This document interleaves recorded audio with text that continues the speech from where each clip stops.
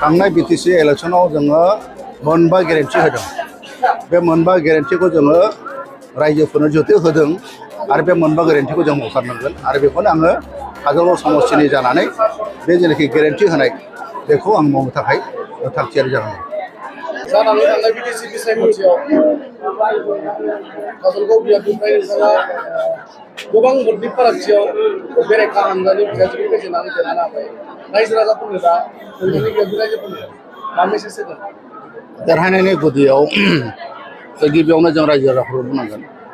रायजो राजाफ्रा दिनैहाय काजलगाव समस्टियाव माने जोंनो गोबां भट होनानै देरहाहोदों आरो लोगोसे काजलगाव समस्टिनि जिखिनि रायजोफोर दङ माने बिभिन्न जाथि गोष्ठी बिथांमोनहा बेखौनो लुबैदों जे काजलगाव समस्टि हिसाबै देरहाहोनानै जिखिनि मावनांगौ खामानि दङ जिखिनि माने रायजोफोरनि उन्नति मावनांगौ दङ बेखौ बिथांमोनहा लुबैदों आरो बे हिसाबैनो दिनैहाय बिपिएफनि माने केन्डिडेट अथदांखौ बिथांमोनहा देरहाहोदों आरो बेनि थाखाय आङो जोंनि गासैबो रायजो राजाफोरखौ माने आंनि गोसो सिंनिफ्राय माने धन्यबाद होनाय जाहैबाय। सोरखारा दाखोनब्लाबो दासिम आबुङै समायखिरा लानाय हाबाफारिया जायाखै मिथिना मोनदों। गाबोनहाय समायखिरा लानाय गाबोन जाहैदों जोंनि जेनेरेल माने काउन्सिल बिटिसिनि माने एसेम्ब्लिनि जोंहा मोनसे अथ टेकिं सेरेमनि जागोन।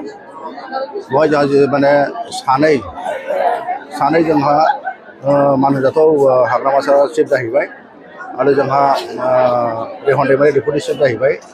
बिनि बादै जेसेबां दङ जोंनि माने एमसिएलएफोरखौ गाबोन समायखिरा लाहोनाय जागोन। जायखौ बुंदों अथ टेकिं सेरेमनि बे गाबोन जागोन 10थानिफ्राय जागोन। बेनि उननिफ्राय आरोबाव जोंहा माखासे हाबाफारि दङ बेफोरखौ लासै माने मिथिलांबाय थागोन। सोरखारा आबुङै दाजानायनि उनावहाय बा सोरखार रान जानायनि उनावहाय गिबियै नोंथाङा नैबे बियाबनि रायजोफोरनि थाखाय माबे खामानिखौहाय गिबिसिनै प्रायरिटि होनानै खामानि मावनो नागिरदों? जों जेखौ खोथा होदों थांनाय बिटिसि इलेक्शनाव जोङो मोनबा गेरेन्टि होदों। बे मोनबा गेरेन्टिखौ जोङो रायजोफोरनो जिहेतु होदों आरो बे मोनबा गेरेन्टिखौ जों मावथारनांगोन आरो बेखौनो आङो काजलगाव समस्टिनि जानानै बे जेनाखि गेरेन्टि होनाय बेखौ आं मावनो थाखाय थागथियारि जानांगौ।